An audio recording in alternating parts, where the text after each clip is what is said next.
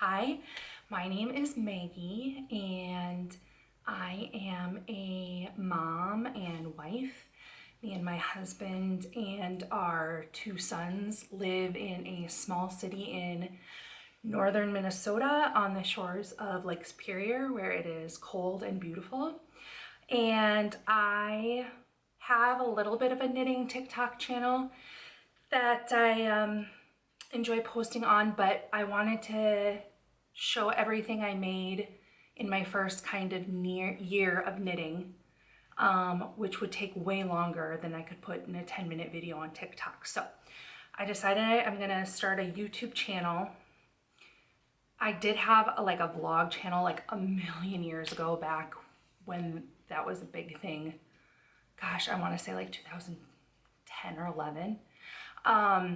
But I have found the knitting community to be so lovely, absolutely lovely. And I really enjoy watching these long content videos. And so thought I would do my own. I don't know if I'll ever post anything to this ever again, but in the off chance I do, welcome. If you hear my dog tippy tapping in the background, sorry. But I started knitting just over a year ago. I cast on my very first project November of 2024, and I completed two things before I started knitting 2025. So that's why I am going to title this video Everything I Knit in 2025-ish, because this is kind of a combination of everything I've knit in 2025. Oops, sorry, knocked the camera. Everything I knit in 2025, as well as everything I've knit since I've started knitting about a year ago. So a little bit about my history with knitting. When I was a little girl, my mom had taught me the very, very basics. Like, she would cast on for me, and then I would just do regular knit stitches over and over. So I'd make like a little garter stitch, nothing. And she had taught me that. And every once in a while I'd come back to it and be like, I'm gonna do something this time.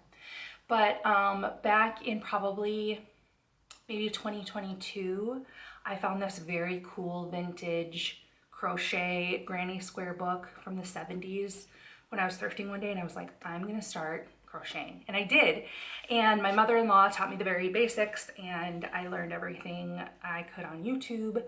And I really enjoyed crocheting, but I never really learned how to read a pattern. And I don't love the look of crocheted garments. So I would do hats and I would do bags and, you know, granny squares, but I think wanting to knit a garment and then wanting to learn how to read a pattern and finding the knitting community both on TikTok and on YouTube just really inspired me to go for it. And so I did. I went to my local yarn shop and I said, I'm going to start knitting. They said, what do you know about knitting? And I said, virtually nothing. I decided that the way to approach it was, instead of learning to knitting something just for the sake of learning the technique, I was going to start doing things I actually wanted to wear and use. The first thing I ever knit was a Sophie scarf, and the most current thing I've ever knit is the winter's pullover that I am currently wearing and just finished a couple weeks ago. And so I thought I would show you everything I've done in between, and we'll go from there. So first thing, I did two things in 2024. The first thing was my Sophie scarf. I went to my yarn shop, as I mentioned, and I said, I want to start knitting. They said, okay. And I said, I think I want to knit a Sophie scarf. So I went onto Ravelry right there on my phone and bought the pattern. I didn't know anything about yarn. I didn't know anything about needles. I didn't know anything about different weights. So they kind of put me in the direction of what weight of yarn I needed for this project, and everything else I looked up on YouTube. And I think that's why you'll find so many petite knit patterns in this first year of knitting, because I have found, and I know this isn't always true for everyone, but I have found the way that she writes patterns and the way she coincides so many of her patterns with video tutorials so helpful along the way. So My first few items that I made, I had not been recording my projects in Ravelry, so I don't know all of the yarns, but I'm gonna do the best I can to give you all the information I have. So this was the first thing I ever made. It was the Sophie scarf. And I think I had to start it probably 8 times before I felt like I was getting the hang of it. I don't know if you've knit the Sophie scarf before, but if you have, it kind of looks like nothing for a while until it starts to look like something. And so, like when you learn any new skill, I just wanted to be good at it right away, and I was having a hard time being patient. But once I got the hang of it, it was like something clicked in me and a monster was created that just wanted to knit all the time. So while this is the first thing I ever made and I am proud of it, I never wear it. I did make the large size, but I really wanted to be able to fold this twice around my neck, and I definitely cannot do that comfortably. And I just have realized that this is not, so it's hard to tell. This is a very indigo purpley color. I'm sure it's probably like a superwash, although I'm not sure.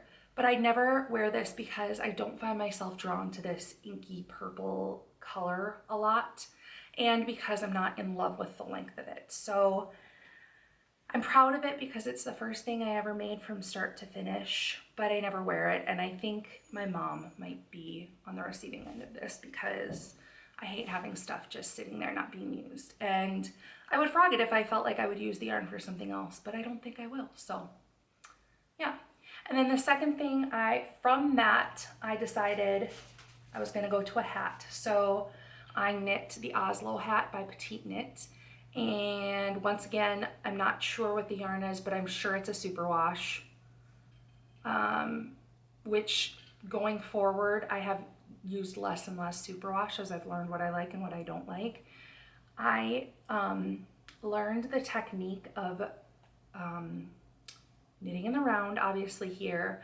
I used my first double pointed needles to close the top. I can see so many mistakes when I look at the top of it, but if I was to do this over again, I have worn and worn and worn this hat in the year that I've owned it.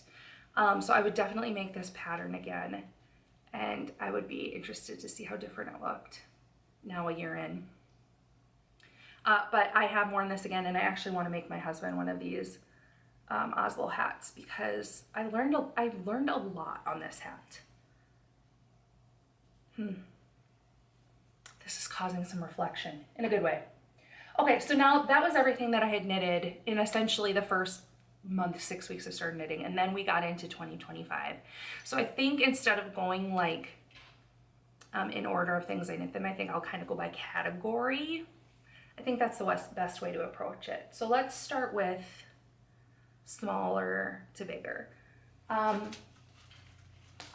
kind of fell in love with making socks along this knitting journey of mine. And the first sock I ever made was the Dot Sock by Deegan. And this was a ballsy way to start knitting socks, I will say. I just thought I liked how funky this was. I liked that it wasn't, you know, a traditional sock. I thought this was the way I was gonna start knitting socks. When I went back to my local yarn shop, she goes, why don't you knit it just without the dot? And I'm like, no, that's part of the reason I like it. I didn't know anything about the colors I really liked. I didn't know anything about the feel of the yarn once again. So I don't know what a lot of these yarns are, but if I remember correctly, most of them are Cascade Heritage sock yarn. Maybe all of them. And I had gotten this marled yarn for the main leg of the sock. And I don't like it at all because it reminds me of those sock monkeys that you make for people. And then using the red as a dot made it even more sock monkey-like. So I made this, and I think I want to say I probably cast on about 70 stitches. I would have to go back and look at the pattern and see how I did now. I didn't gauge swatch, I didn't do anything, and it ended up being way too small. So had this been able to fit me, I probably would have gone and made another one. But because it didn't fit me, and then also I didn't love So this was using ladder back jacquard to make this dot. And as a result, the leg of this is so much thicker than the rest of the sock. I don't know. I think I would make this again without the dot on it. Or if I could find a way to do like intarsia maybe. I wouldn't say it's a total fail because it taught me so many things, but I never made the other one. And I just keep it kind of as proof of where I started. So after that sock, I enter Summer Lee and her amazing The Sock Book. That is where I learned pretty much everything I know and have fallen in love with about sock knitting. I use various different ways of making my socks, but most of the time I use Magic Loop, which I have a love-hate relationship with. But after I had purchased that book, I just found so many key things that I could use for my sock knitting that are applicable to so many other things. And from there, I really fell in love with sock knitting as a whole. So I would want to say the first thing I made, which I don't have, I'm gonna have to show some pictures because some of them I've given away and I just don't have anymore. The first real socks that I made from beginning to end are the French Connection socks from from the Sock Book by Summer Lee. I made them for my husband. He has a huge foot. I think he wears size 13. And I had made this from the Cascade Heritage sock yarn that I had left over from the Deacon Dot sock. So from there, I loved the way those turned out. I felt so excited about my newfound skills that I had used that I immediately went into another pair, and that was the Surf Wax socks, also from the Sock Book by Summer Lee. And those were the first socks I had made for myself. Well, I shouldn't say that. This was the first sock that I had the intention of making for myself, but that pair was the first sock I had with the intention of making them for myself and finished the pair. However, I have learned that should not cast on 72 stitches for my size. I need to do the largest 80 stitches in fingering for them to fit correctly. And so I loved the way those socks turned out. I loved the yarn I used on them. I think it was a Malabrigo yarn, and I loved the texture pattern on them, but because I could fit them on, but they didn't feel cozy comfortable. So I ended up giving those to my mom. She wears them all the time. And after I finished those, I decided I was ready to jump into color work. And what better way to jump into color work than with the smallest yarn you can have. So also from the Sock Book by Summer Lee, I made my first pair of socks for myself that I wear all the time, and those are the Sunny Side Up socks from her book. I am so proud of these. I remember specifically I was in a education class for my job, and I was knitting on these the entire time, and I still loved the colors I picked.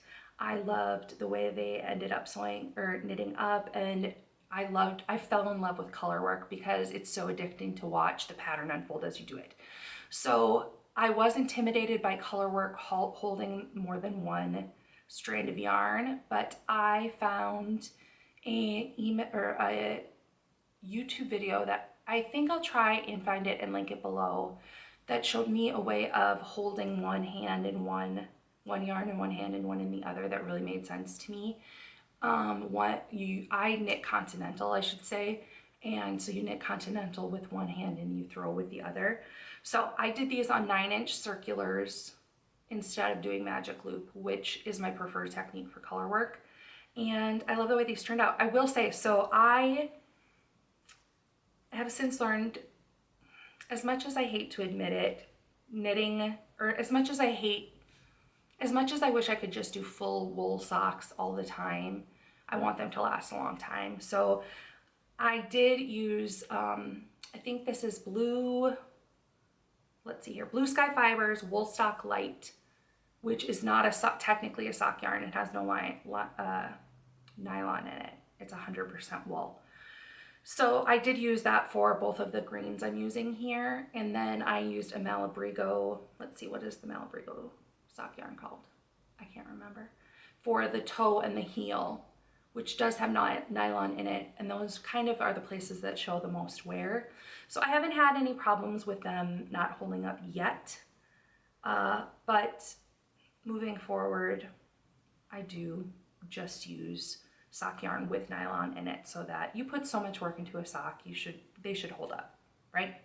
So these are the first pair that fit me, that I wear all the time, and I'm really happy with them. I have thought about changing out the red heel and toe for something else, but for right now they're fine. Let's see, what did I do next? I'm looking at my notes.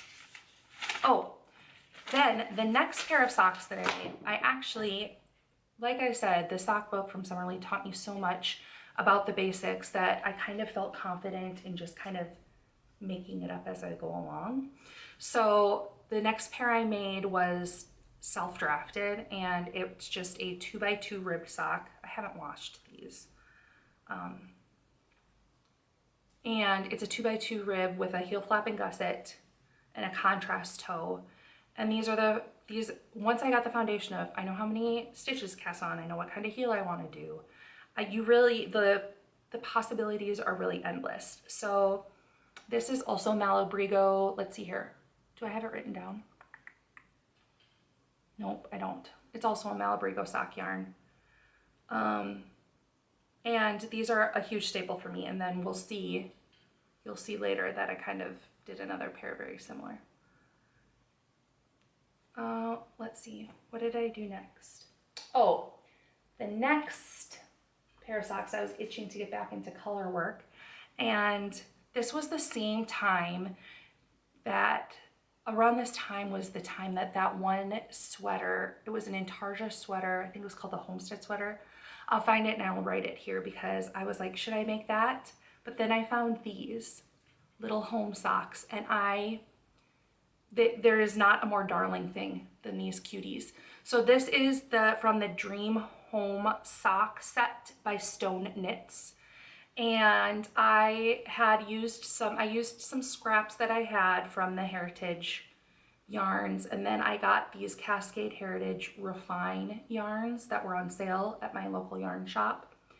And these were so fun to make because this part went so fast with the color work.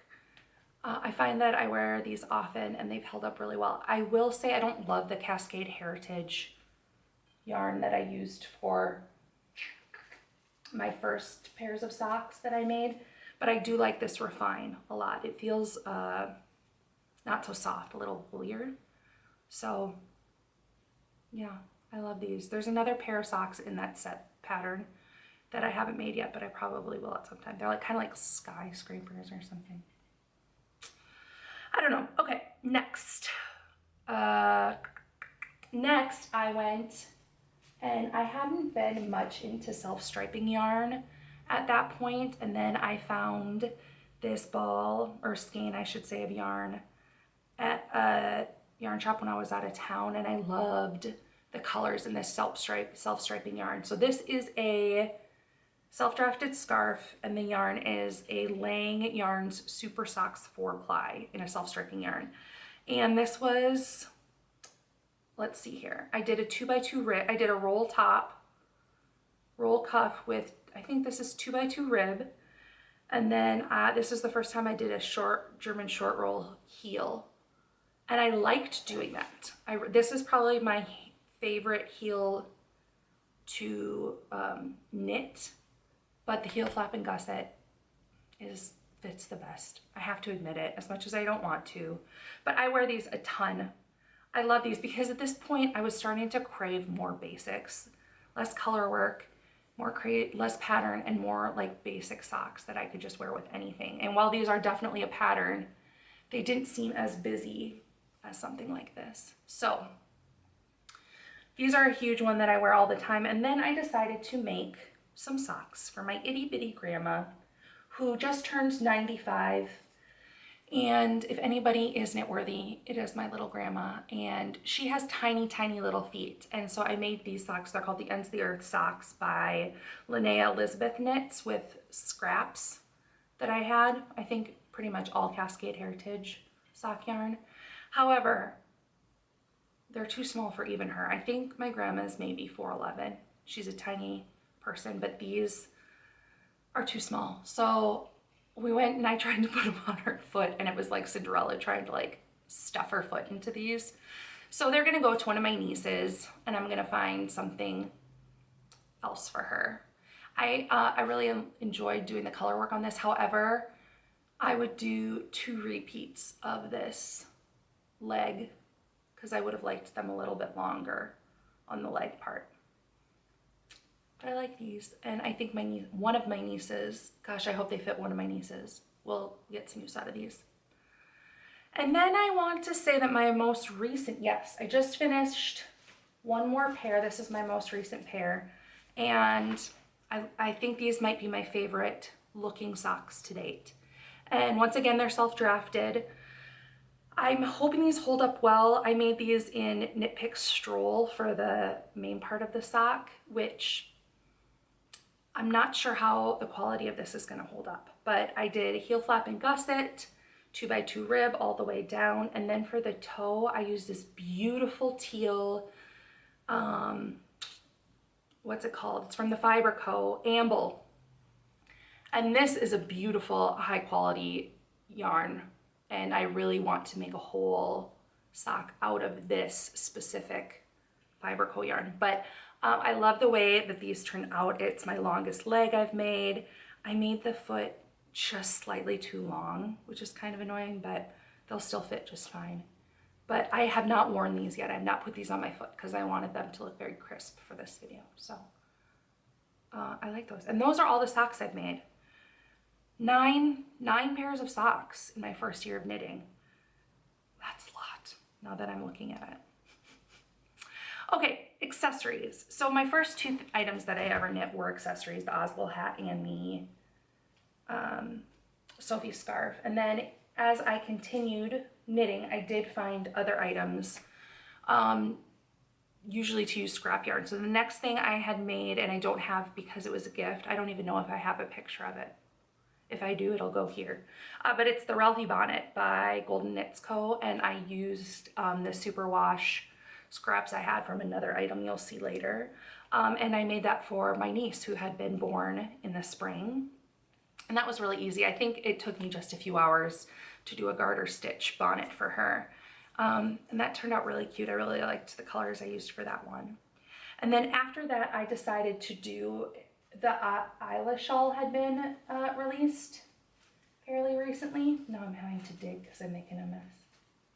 Okay, my camera randomly shut off, so I don't know where we left off except on my Isla shawl. So basically, I think I'm gonna frog with this. I think I can make better use of this yarn.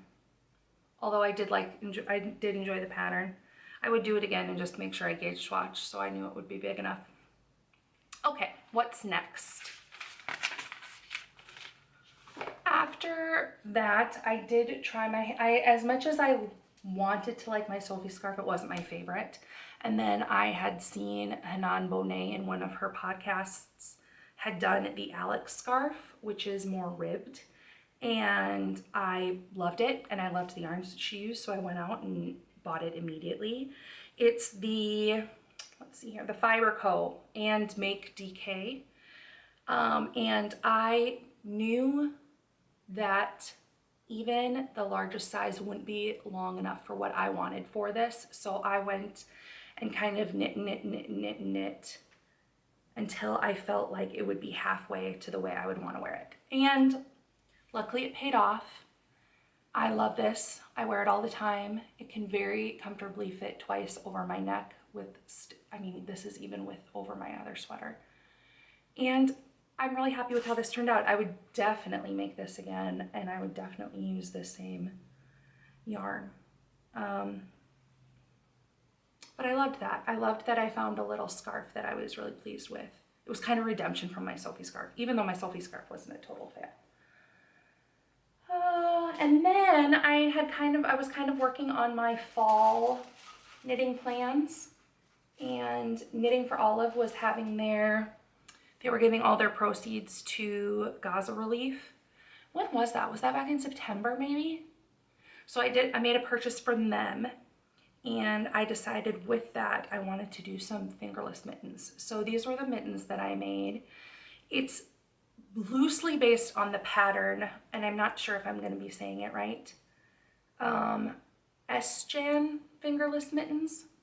Esjan by Kit Couture. So I used that for like how many to cast on and stuff, but I changed it. I didn't make it quite as long. I did different ribbing. But for the most part, they're similar. And I used just the regular merino and soft silk mohair from Knitting for Olive for these. And I love them. I wore them a lot until it got really, really cold here.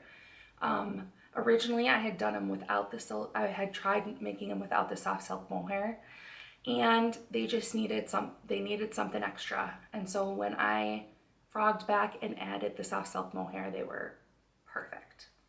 And I love the colors on these. I think it's unicorn purple and lavender blue I used for these. So, and when it warms up a little, I do still wear these a lot, but I have gotten a lot of use out of these. And then I believe my last accessory is the pip beanie. So I had decided I was going to do the Dagmar jacket, and I was in Michael's, and they had this Patton's worsted, what's it called? Patton's worsted weight. I don't know. It's in my Ravelry, and which I will link below, so all of the details will be there for most everything except for the first few items I made. I had bought a whole sweater's quantity, and I knit up a swatch because it was cheap. It was really cheap, and it was 100% wool, and I liked the color. And I made up a swatch, and I was like, no, I am not gonna like a full sweater in this. Thankfully, I was able to return most of it, but there were 2 balls that I had wound up that I couldn't return. So I decided to make this cutie pie. This is the Pip Beanie by Lisa Woolrich. She's also known as Northside Knit Co. And at first I thought this was going to be very small, but it ended up being perfect. This was super quick knit. It's 2x2 rib pretty much the whole way, and then it has this cute kind of little pointy little top. I would put it on for you, but it would ruin my hair. So I'm super happy with that, and my husband loved it, so I need to make one for him too, which I will get to eventually. This wool is kind of itchy for my head, so it doesn't keep me from wearing it, but I don't know if my husband could do something this itchy. But I think this would be cute in a blue for him. But I've only done these 2 hats, and now that it's middle of winter, I need to make more hats. The show. Okay, so the last things I have are actually sweaters. Oh gosh, I should have organized these a little better. I had made after I had made my Oslo sweater, after I had made my Sophie scarf and my Oslo hat, I was itching to do an actual like full garment. So I decided to make a sweater for my 4-year-old, who was 3 at the time, because that felt a little less intimidating than making a garment my size. So I decided on the Holger sweater from Petite Knit, and I still love how this turned out. I love the colors I chose. Once again, don't know what the yarn is, but I know it's a superwash, and I know it's DK weight. Were I to do it over, I think I still would do this same superwash yarn for my kids, just for the ease of being able to throw it in the wash. Because they are still very messy little boys. But it's fun to see how much I loved this and how far I've come. I didn't know it, but I was twisting my stitches with my pearls for this entire thing. And while it didn't feel obvious to me at the time, it feels so obvious now when I look at where I knit flat and where I knit in the round. But it was a really good learning lesson, and it looked so cute on him. I wish I would have made it a little bigger because it doesn't quite fit him this year, but it will go to probably a nephew or something that would wear it. But I love that. And then this is, I had a bunch of leftover from, I still have some leftover scraps from this, but I made the Ralphie bonnet out of this blue and this like brownish burgundy for my niece. I love that. I think I might need to make another one this year for him because he wore that a lot. And it was surprisingly soft. I mean, because it's superwash for sure, but I remember this feeling like it took forever. And now that I make much larger garments that are my size, I feel like this would feel like it just would fly by. And then after I made my 4-year-old a sweater, my 8-year-old wanted one, and he was at the time very into Harry Potter. So he wanted a sweater with his initial on it, like Mrs. Weasley makes for Ron for Christmas every year. So he chose the colors he want, he chose the pattern, and I wouldn't call this a fail, but there are a lot of mistakes in this one. So this is my first time doing duplicate stitch, and I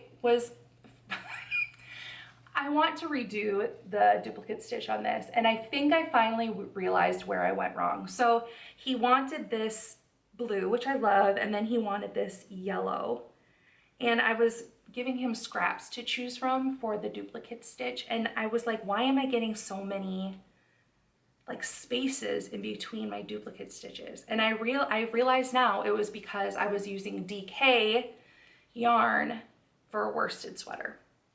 And I didn't love the chart for the S. Like, why is the bottom part of the S so chubby compared to the rest? So this still fits him, so I might take out the duplicate stitch and do the correct gauge for this in a different color. We'll see. And I remember this was my first time doing a raglan, and it's also the first time I thought I knew make one right, make one left well, and I didn't. So there are a lot of holes on the raglan. But still, I also remember not loving this yarn. I think it's Plymouth something, superwash something. I don't know. And then I decided it was time for a sweater for myself. So I, like any, person, decided it was the Olga jacket because that's what everyone was making. And I'm so proud of this one. I went to my yarn shop with like a vague idea of what I wanted. I was very into the butter yellow trend, and I am honestly so thrilled with the way this turned out and the colors. This is where I found out I was twisting my stitches. So the first like 4 stripes of the back yoke have twisted switches, and finding out I was purling wrong pretty much gave me an existential crisis because I felt so comfortable in the way I was purling, and to have to learn a whole new way to purl kind of sent me spiraling. But we got it in the end. No more twisted stitches for this girl. But I remember finishing this when we were on a camping trip with my family and being so proud. I wear this all the time. It needs a little bit of a deep pilling. I made this in Cascade 220, and I wish I could, I know I will make another one, but I find myself even now drawn to making more stripe things in these same similar colors, which I just need to stop. But I love her. I love her, and I wear her a lot. After that, it was time for the cloud sweater. I need to change my thing so I can see what I'm looking at. I had done a cardigan. I was sick of knitting flat. I wanted to knit something in the round that was kind of, thoughtless. And the cloud sweater seemed like a good fit. I really wanted a red sweater that could make a statement but was still pretty basic. And so I did this the first time. Oh, technically this is the only time I used drops, but I made a big order for drops air and held it with the drops brushed alpaca silk. And it looks, the red looks kind of different. I kind of like the way it's showing up in my camera more than I like in real life. It's a very jewel toned red. I wanted a more orangey poppy red, but I still have found that I'm drawn to this all the time. I will say adding the alpaca silk makes it itchier, but I find it really cozy to layer with. And I like that I made it more oversized than my other sweaters. I wear her all the time. I would for sure make, I think there's a cloud blouse that's in a lighter weight yarn, and I really loved the rolled edges. I liked the simple ribbing. I want to make this again for sure. Maybe in like more of a oatmeal-y, neutrally color. Yeah. So my last finished object for this year that I just finished within the last week or two is my winter's pullover by Ozetta that I'm wearing now. And when I tell you, this sweater is the love of my life. I'm not lying. I had seen, oh, is it Soft Spoken or Soft Spells? On Instagram had made this exact pattern in this exact yarn. This yarn is Briggs & Little Heritage in the color Royal Blue. And I saw her post it and I was immediately like, this is my winter project. This is what I want. So the Briggs & Little is a Canadian yarn, which is actually really well priced for the quality that it is. And I got it and I fell in love. It is a rustic yarn. I was a little nervous that I wouldn't love it up against my skin, but this clearly comes all the way up here and it doesn't bug me at all. In fact, I really felt strongly about wanting a sweater that was more structured versus drapey, and I think this really achieves that. So yeah, I've worn her probably 5 out of the last 7 days and will continue to do so for the rest of the winter. I'm really proud of her, and I'm already thinking about what other sweaters I can make in this exact yarn because I feel like it's such a unique quality for the price. I just like how it's stiffer, if that makes sense.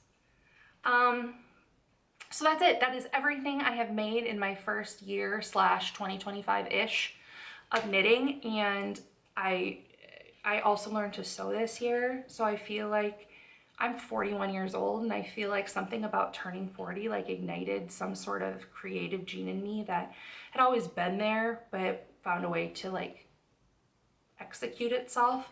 And I really have fallen in love with it. I started for many reasons, but one of the reasons is my kids are really good at independent play, but I like to be with them in the room. And if I can do this and let them play and be around them and talk to them and not be scrolling on my phone, I find it to be like the perfect scenario for them to play independently while me still being active and involved. So thank you. I know this is probably a long video. Thanks for, as I was saying, I have fallen in love with knitting. I now have a small little boy that is in need of attention. Like I said, I don't know what's gonna happen if this will be my only video I ever post. I hope not. I hope I decide I wanna do something with this because I am so inspired by all the creators on here. And I love the community that this is and how encouraging and kind everyone is. And so if I can be a part of that, that would be awesome. Okay, bye.